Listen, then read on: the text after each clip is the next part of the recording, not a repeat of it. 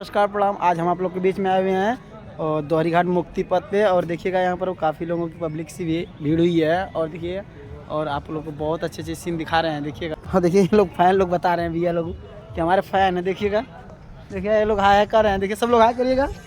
और देखिए ये लोग हैं साथ में। देखिए और बहुत बड़ी इमारत देखिएगा भोले जी का है यहाँ पर।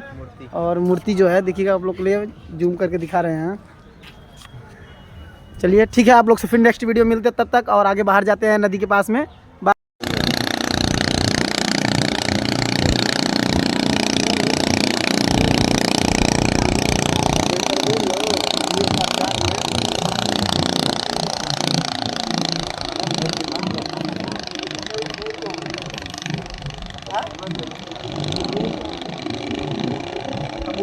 खाली कम कर दे तो चलिए।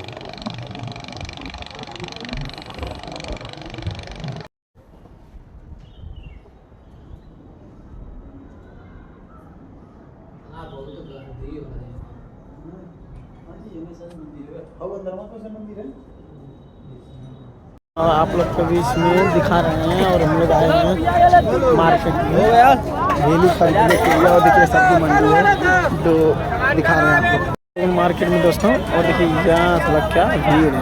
देखिए सब्जी मार्केट है और यहाँ पर गुड़ और भेली का मार्केट बहुत ज़्यादा होता है। देखिएगा और बहुत काफ़ी भीड़ है।